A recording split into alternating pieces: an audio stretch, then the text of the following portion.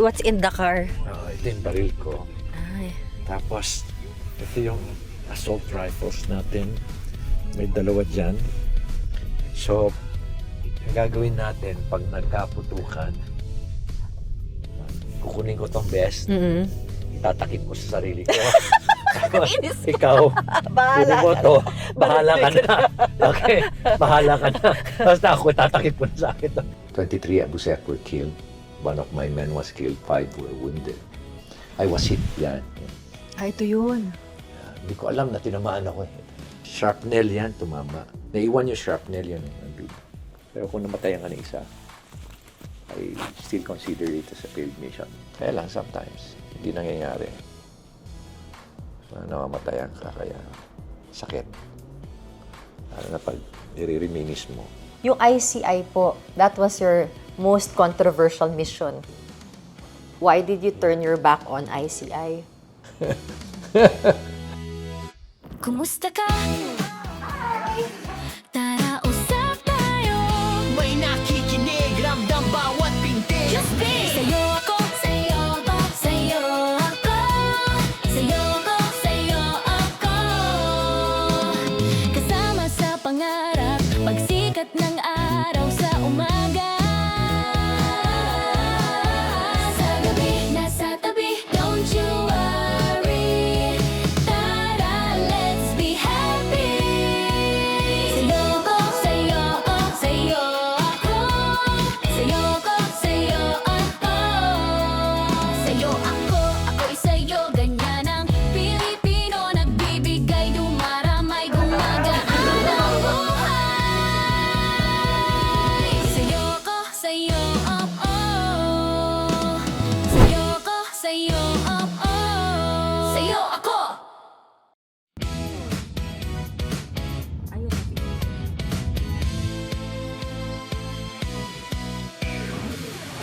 Hello! It's a B-Day! Kaya naman, Side B ng isa sa pinakamatapang na public officials po ng ating bansa ang ating makikilala ngayong araw na ito. Tara, let's get to know the other side of Mayor Benji Magalong of Baguio City.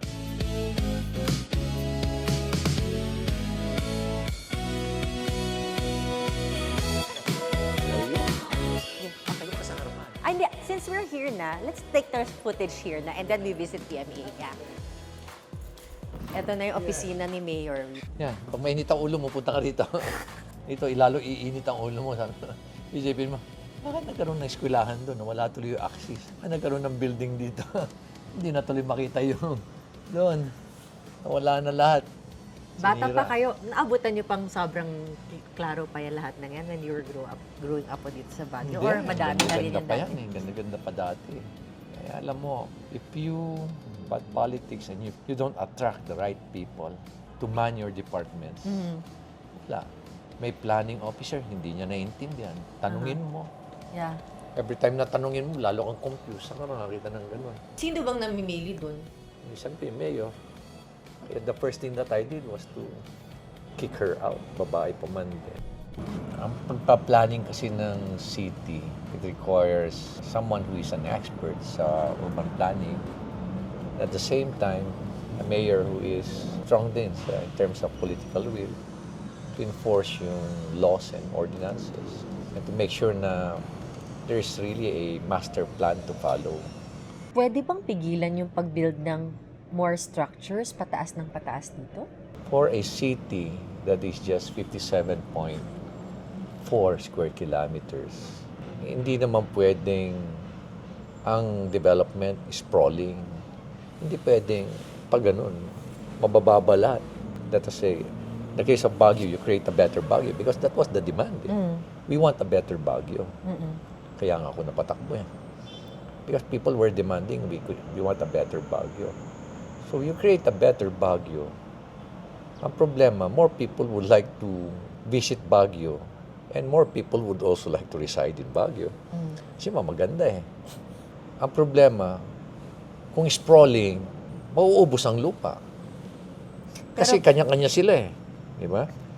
Pero kung vertical ang development, then namamaximize yung lupa na-maximize mo rin yung space and na-maintain mo yung open spaces, green cover and forest cover. Pero paano po yung hazard na sinabi nila masyado daw overpopulated ng Baguio? Pwede, it can be a tragedy waiting to happen.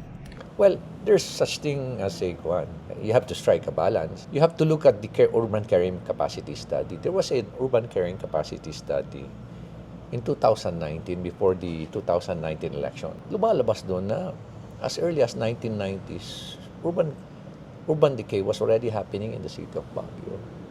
When I assumed as mayor, we made sure that all programs, the core agenda that we developed, initially it was 15, were geared towards addressing urban decay.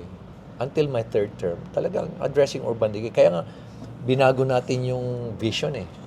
If you remember, there was a very long vision. Now, it's a simple vision. It took us 8 months to craft a vision.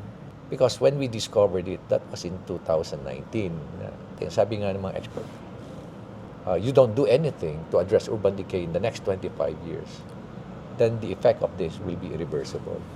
Sa atin dito sa Baguio, ang vision din natin to make it a livable city. Kasi livability has several dimensions as well, di ba? You only have 3 terms. You're insisting on a vision. How does a mayor who only has 3 terms see that vision accomplished? Well, we're trying to be very strategic about it. At the same time, kailangan maging tactical ka rin. May mga short-term ka, di ba? May mga long-term ka. Siyempre, yung mga short-term mo, ito yung mga quick wins, mga low-lying fruits. Park development is one.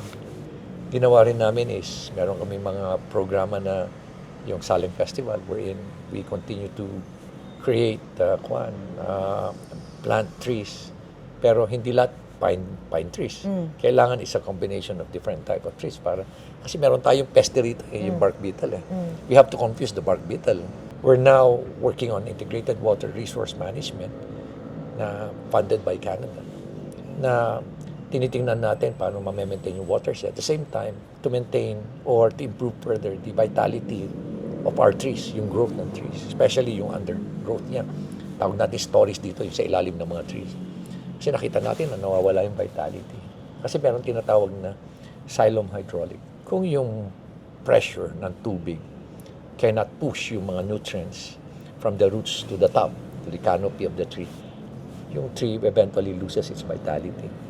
So yung pati yung capacity niya na humigop ng groundwater, mahina. Kaya yun ang mga binubuhay namin ngayon. These are low-lying fruits. And when you see this, hindi agad makikita ng citizens yung outcome ng mga tinatanim nyo ngayon. Precisely. Hindi mo makikita kagad. Long-term din yan. Ang effect din yan is long-term. Pero, paano yung short-term, long-term? Well, we're building the platform. Kumbaga, we're building the launching pad. At yung foundation ng pad, dapat matindi, may matibay. At sino yung mga kwan mo dyan? Hindi pwedeng iniisip lahat ng mayor yan. Otherwise, pag nagpalit ng administration at hindi gusto ng administration yung mayor, mabagsak yon. Wala nang continuity. Kaya sinisigura natin, when we're building the platform, the foundation, siguraduhin natin na everybody's involved. So, we have the People's Council. We created the People's Council na highly sectoral siya. Tapos, I don't influence the People's Council. I created it, but I don't influence it. Yung mindset. Hindi yes, kanyan, hindi stampad yan. They have their own mindset. They have their own opinions. We respect their opinions. Kaya maski na pag nagpalit ng administrasyon, sabihin nila, sandali muna. Kasama kami dyan sa pagplano dyan. Hindi naman si Mayor lang ang nagplano dyan. Kasama kami dyan. At may alignment dyan ng community. E di kahit na masakit ang ulo ninyo pag tumitingin kayo dyan sa salabas, hindi naman kayo mag-isa. Ay, yes naman. Sometimes tinitingnan mo rin, hindi ko kakayanin ng 9 years. Hindi talaga kakayanin. Kasi nga, tinamahan pa tayo ng pandemic. Tapos tinamahan ulit tayo ng war in Iran. Kumbaga, maganda na sana yung takbo ng programa, meron ka na action plan, pero maya-maya na. Nade-delay siya. So, ang daming mga hindrances, daming obstacles. Sa rural environment, ang target namin kasi is 75-25. Yung ratio ng built-up areas. Sa Manila, wala nang ganon. Baliktad na. 75 na yung build-up. 25 na lang yung open spaces nila. Or probably meron ng 90-10 na eh. Puro semento na lang. Yeah. Di ba? Wala na lang. Kaya nakita mo yung init. Di ba? Pero dito, gusto natin i-maintain yun. Kaya nga, dun sa ating comprehensive land use plan, marami kaming binago. Sistema, accessibility, multi-hazards, microzonation. Yan. Yung mga nosebleed terms na yan, hindi na pag-uusapan madalas. Yes. Kasi gusto lang natin madalas headlines no? Yeah. Pero ang napag-uusapan yan kapag may kalamidad, Yes. kapag may landslide, Exactly. doon lumalabas yung mga Lumalabas impact yun. ng ganitong hindi nagplanong syudad doon lalabas. Yes. Kasi tinan mo doon, when you plan it out, ang isang factor na dapat mong ilagay doon is resiliency. The ability to recover from a calamity. Dapat kasama lagi yung resiliency and sustainability and innovation. Kaya lahat ng programa namin, nandun lang yung tatlo na yun. Innovation, resiliency, and sustainability. Gusto ko yung basketball award. Ayun. Sa dami ng mga award, ano po dito yung pinaka-important? Oy, Ito ang pinaka-memorable. Kasi from lieutenant, from the time I graduated from PMA to ito. wow. Yan ang hierarchy niyan. Hierarchy. The higher, yun yung mataas na hierarchy. Kwento natin isa-isa to. Yung pinakaunan yung award. Ito yung mga papuri, ito yung mga commendation medals. Pero later on sa mga combat na nandiyan na yung mga spearhead devices, nandiyan yung mga bronze cross, nandiyan na rin yung wounded personnel. Na-wounded ako nung tinyente ako Saan? sa Abra. Unang tama? Unang tama Yeah. nyo? And my family knew about it. Sinabi ko lang sa kanila after 1 year. Ilang taon kayo nun? I was 21. May asawa na kayo nun? Oh, I got married. I graduated today. I graduated in the morning. I got married in the afternoon. Bakit ang bilis? Baka hindi ka... Pregnant na yung wife ko. Ang landi namin. We were both 21. Oh my gosh. Sabi yun, nakahiga ako ngayon. It was a 5.5-hour fight sa Abra. 14 kami, matapos 20 plus yung kalaban. Nag-umpisa kasi 5:30. Tinamaan ako mga bandang 11 o'clock. Alam mo, tinyente ka kasi you want to prove yourself sa mga tao mo First encounter ko So you have to prove yourself. When nobody would like to go on offensive, ikaw yung nagli-lead. Hindi ko alam akalain na meron pa palang mga kalaban kami doon na nandun sa isang spot. Nung nagli-lead ako, pumutok sila. Tinamaan ako rito. Hindi ko pa naramdaman. Wiga na ako ngayon. Pinatingin ko sa tako. Sir, tinitingnan sir namin, wala naman. Hindi naman through and through. Baka naiwan sa loob. Ako naman nakahiga ako ngayon. Makita ko lang yung parents ko, makita ko lang yung misis ko, yung baby ko. Pwede na ako mamatay sa... Still family ang iniisip mo At the end, it's still family. Ano yung gold? May gold cross daw kayo Ito yung Gold Cross. Explain nyo naman kung ano yung gold cross kapag nakikita natin sa news na may gold cross award. Yung Gold Cross kasi is yung combat din yan. Combat din yan. Tapos we're in superior number, usually superior number yung enemy. Tapos superior number din ng mga kalaban na namatay. Talagang intense yung firefight. Pero you lose people sa field. Yeah, I lose people. Maski na successful siya, marami kayong na-neutralize na enemy. Na-capture niyo yung camp. Pero kung namatayan ka na isa, I still consider it as a failed mission. Because isa sa mga goal ko is, every time I go on operation, I make sure that everybody goes back to their families. Kaya lang, sometimes, hindi nangyayari. Namamatayan ka, kaya sakit. Lalo na pag nire-reminis mo. Many of my classmates, kung minsan, sinasabihan ako, full colonel na ako. Sabi nga, Penchi, bakit ikaw pa nag-lead? Full colonel ka na. Sabi ko, you know what makes the Israeli army great? Their generals and their full colonels lead their men up front, not from the rear. I just simply want to make sure that they're back to their families. Kaya nandun din ako. Willing to sacrifice also my life to make sure na they're alive. Kung gusto mong balikan doon, ayaw ko nang balikan. Balikan yan. Lalo na, you're always away from home. Lalo na yung time ko sa Mindanao. Hindi ko man lang maikwento sa misis ko kung yung mga pinagagawa namin. Hindi ko naman pwede sabihin sa kanya, Mami, atake na kami sa ulo. Hindi ko naman pwede sabihin yung gano'n. Kaya pinalusot ka na lang, Mami, punta pala ako sa Buanga at tatayo ko yung command post doon. Bakit, Dad? Kasi monitor namin yung kwan doon sa Basilan at Hulo. Sigurado ka sa kwan ko lang? Oh, Ma'am. Kaya lang, pagpasok doon sa Zamboanga, siyempre, papasok namin sa Hulo. Pagpunta namin sa Hulo, no assault na doon, noong 2000, talagang assault na doon sa mga Abu Sayyaf, Jemaah Islamiyah. Kasi ang dami nang nakidnap eh. Ha? Dami-dami na, yung Burnham case, yung Jeffrey Schilling, pati na rin yung nakidnap yung mga pastor. So pumasok na kami na. Anong nangyari?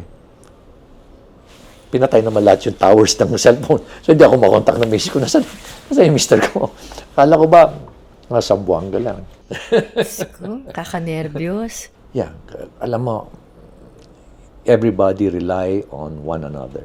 Once you jump off for an operation, it's now a band of brothers. Yes, nandun pa rin yung respeto sa'yo because you're the commander. Pero, I rely on my men for my survival in the same manner that each one of them also rely on their brothers for their survival. So talagang halos tatanggalin mo yung rangko mo eh. And 38 years, ilang years ang serbisyo? 38 years, 8 months, and 20 days. I forgot the number of hours. Pasensya na. Ba't bilang na bilang? Bakit gano'n ka bilang? Sa PMA kasi binibilang mo yan. Were you looking forward na matapos na yun or nabitin pa kayo? Hindi na, I'm okay. Too Too much na yan. Too ito much yun. na. Gusto ko pong makita yung iba pa. Ito yung sa Abu Sayyaf naman. Which one? Ito pa? Yeah. Oh. Oh, Ito naman very... ano ang conduct star? What Ito does yung- that mean? Ito yung second to the Medal of Valor. Ito naman yung labanan sa Bikutan, di ba? Tinake over na Abu Sayyaf. So, 23 Abu Sayyaf were killed. One of my men was killed. 5 were wounded. I was hit. Yan. Ito yun. Hindi ko alam na tinamaan ako eh. Yan, tinamaan yan. Shrapnel yan, tumama. Naiwan yung shrapnel yan, nandun. Kaya hawakan mo. Kaya bumukol yan eh. Shocks. Buti hindi fake. Hindi tumagos. Oh my gosh. Mabuti na lang. Nandun sa loob yun. Natapos na yung operation bago nyo nakita. Oo naman. natapos yung operation. Alam ko lang na tumasik ito eh. Pero hindi ko alam na tinamaan eh. Nagko-complain lang ako, bakit ganun? Sabi ko, bakit nagtatapyas yung... Kala mo quality. So, tinawag ko yung supplier. Totoo ba? Oo, totoo. The following day, tinawag ko yung supplier. Tapos maya-maya, bumalik siya. Taiwanese. Sabi niya, no, you got hit. Sabi niya, you got hit. What do you mean I got hit? You got hit, look. Sabi niya. Sabi niya, look. Sabi niya. Pero very classic sa inyo. Hindi nyo naisipin. Ang una isip yung quality. Nanginig ako na. Kasi tama, dito tatawa. Nanginig ako na. Kaya nung deliberation na, kasi sinabi ni General Lumibaw, who just took over as Chief PNP, the day na nagkaroon kasi ng insidente yan, he just took over as Chief PNP. Na nagkaroon ng insidente na yan. Ako naman, nasa SAF ako. Sabi, pag naging successful, all those involved will be promoted. Dinideliberate na ako. Sabi, I don't want to be promoted. Sabi ko, I learned my lesson in 1999. There was a spot promotion. Nandun kami sa, I was in SAP, and I was supporting yung PAOK TF.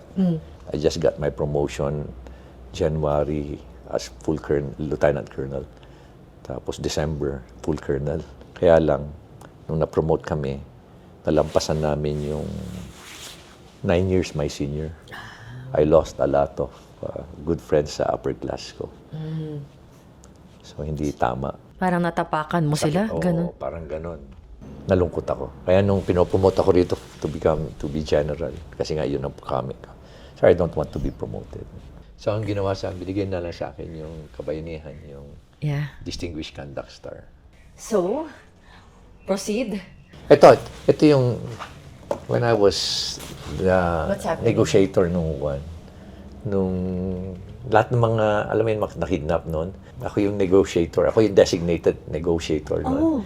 And this is the famous na, very famous siya na, Chris Boss. Very famous na FBI negotiator. Until now. He trained me sa negotiation for almost 18 months. I was in SAP. That's interesting. Ito naman yung sa Cordillera. No, I was the former regional director kaya nung nag-assume ako as mayor. Nagulat akong tumakbo kayong mayor kasi parang syempre iisipin local and isang sundalo na parang isang shot to, di ba? Hindi naman kayo na-consider ever. Akala nila kasi from military po, naging mayor ako noon. No, police na eh. I joined the corporate.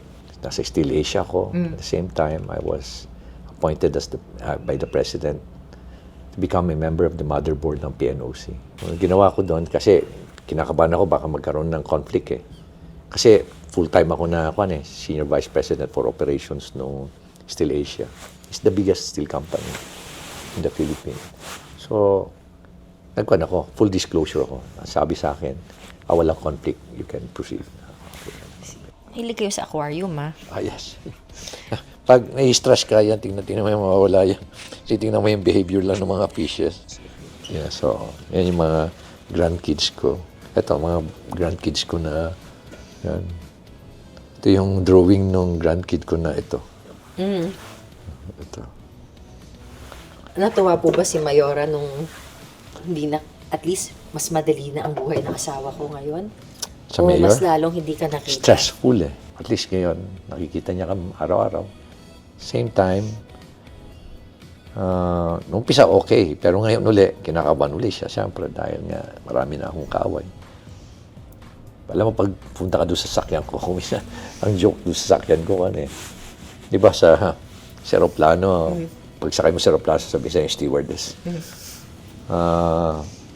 how to wear your belt, how to wear your seat belt.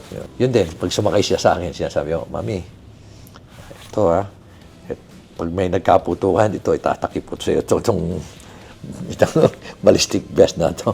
So, huwag ka nang gagalaw dyan. Pwede ba gamitin ko rin yung ballistic vest na yun kasi sasabay ako sa inyo eh. Ayoko na yata. Not in Baguio. Very safe naman sa Baguio. No, there's the family.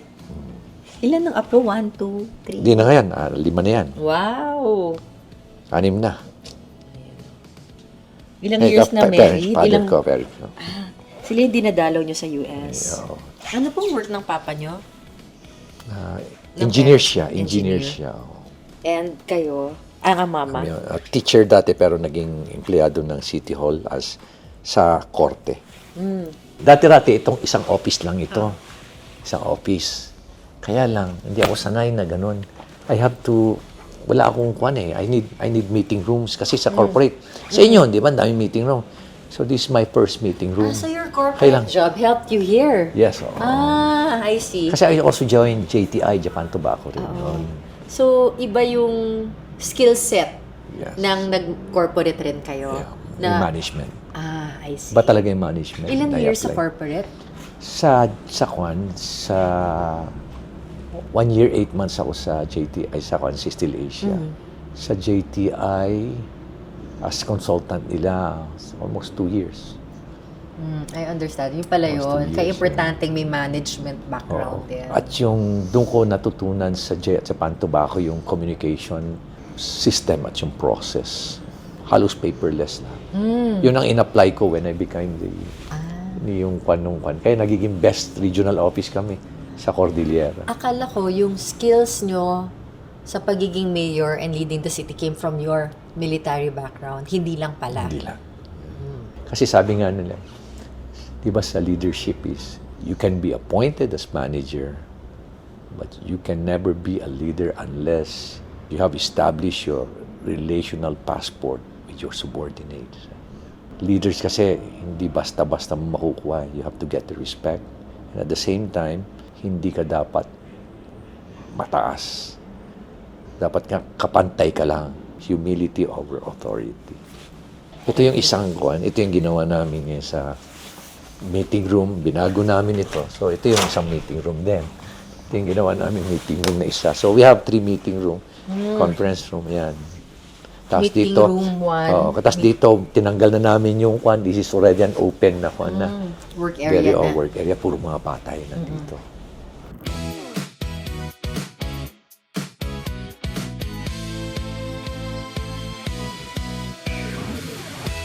Wait, itanong ako, kailan kayo hindi tumuloy dahil natakot ka din? Hindi naman sa takot. It's just that kung to accomplish the mission and to look after the welfare of the men. If I feel na there's not enough intelligence to really come up with a good plan. Dahil siyempre bawat mission yan, risk of life eh. Tinitingnan ko rin na yung high probability na hindi siya successful, high probability rin ng casualty, then sa akin, I go for the look after the welfare. Yung ICI po, that was your most controversial mission. Why did you turn your back on ICI? I really wish I could tell you everything. Pero if you remember, I was designated as an investigator and special advisor. So sila yung nagbigay sa akin ng position na yon. And then suddenly, after 2 weeks, nagsalita si Claire Castro. Sabi niya, "You're not an investigator. You're just a special advisor." So nakita ko na naramdaman ko na ayaw niyo pala kami mag-imbestiga. So ano pang silbi ko rito? So immediately, 2 times ko lang pinanood yung manakagad ako. Nag-file na kagad ako ng resignation eh. I did not hesitate. Kasi alam ko na eh. Alam ko na ganun eh. Meron ka bang natagpuan doon na hindi mo sinabi sa amin, sa public? Yes, meron. Hindi Pero niyo divulge ever? Sinarili ko na lang. I believe it is something that should not be publicly known at the moment. Nice, no?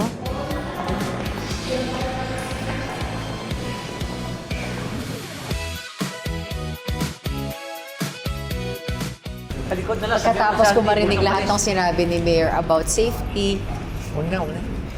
sasabay po tayo sa kanya ngayon. Dapat pala hindi ko sinabi. Okay lang. Matatawa ka eh. Ito yung CR namin. Lahat. Pati yung mga CR sa...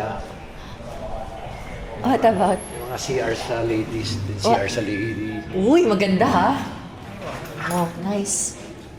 Parang, di ba, parang hotel? Pati yung mga CR sa city. Modern lahat. Nakita mo yung mga CR sa Botanical at sa mga... Hindi pa ako nakapunta ng Yun botanical. yung nanalo sa Asian 2 Toilet Award.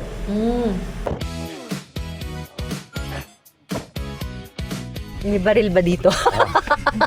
Ito yung best. Ito yung best. Ito yung Ito yung- vet. Patingin nga ito, what's in the car. Ito yung baril ko. Ay. Tapos, ito yung assault rifles natin. May 2 dyan. So, ang gagawin natin pag nagkaputukan, kukunin ko tong best, tatakip ko sa sarili ko. Ikaw, Bahala kunin mo ka to. Bahala ka na. Okay, bahala ka na. Basta ako, tatakip ko na sa akin to. Higa ako dyan. Kunin mo to. Sige, Ikaw sige, mas Ikaw. kailangan ka ng bagyo. Okay lang, si Uni lang naman ang magmi-miss sa akin. Ikaw na. Ito yung vest.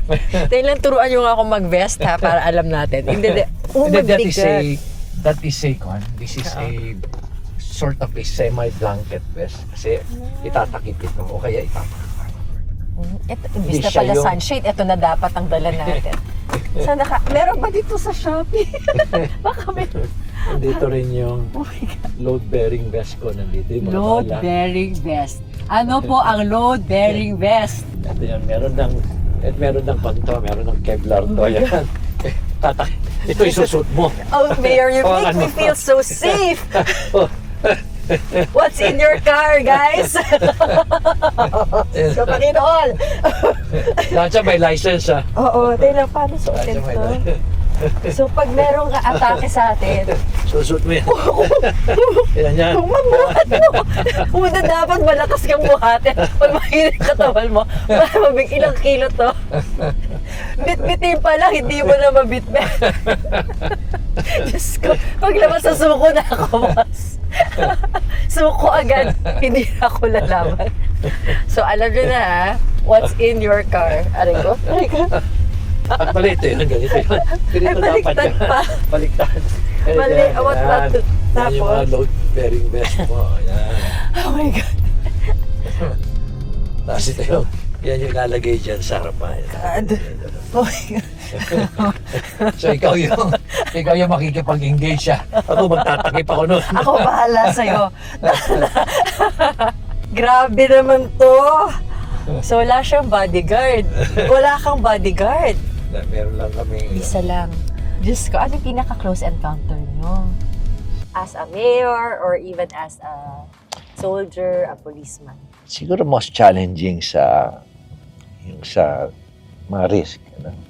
Yung pag-testify ko laban sa former chief PNP. That was in 2019. Tapos ito ngayon, itong laban ko ngayon na ito, dahil dami kong, syempre, very powerful yung mga binabanggit kong i-involve sa anomaly. Very powerful yan ng mga political leaders. Iba pa yung mga nagpakayaman na ng mga engineers, DPWH, at yung mga contractors na rin na nadadawit. Nakasabwat yan. Yan, syempre, kaaway mo lahat. Siyempre, tsaka gusto nila kayo i-silence for sure. Yun din. Oo. Alam mo, pag umupo ka rito, syempre iniisip mo yung driver ko, may pamilya din yan. Isip ko rin yung security ko, may pamilya din yan. Tsaka Yung kasama ko. reporter na kasama mo. May pamilya din ako. Okay na ako eh. Ako, walang problema. Ikaw, paano na lang yung aso mo? When I was third year, di ba, high school ang pinaka-enjoyable na di ba? Yung years mo as a learner, as a student. Then I read a book about Charlie Brown, about honesty, about integrity. From that time on, every time na may exam, pupunta ako sa likod ng classroom. Mag-exam ako mag-isa doon. Kung yun eh, kumbaga, very common yung pasahan ng Di ba band of sagot. brothers nun? Walang ba? High school yun eh. Puro kalokohan yun eh. Yung kopyahan. Ako hindi talaga ako makakopya. Pero syempre, pag tinanong ka, Benji, alam mo ba ito? Syempre magpapasa rin ako sagot. Kasi baka awayin nila ako.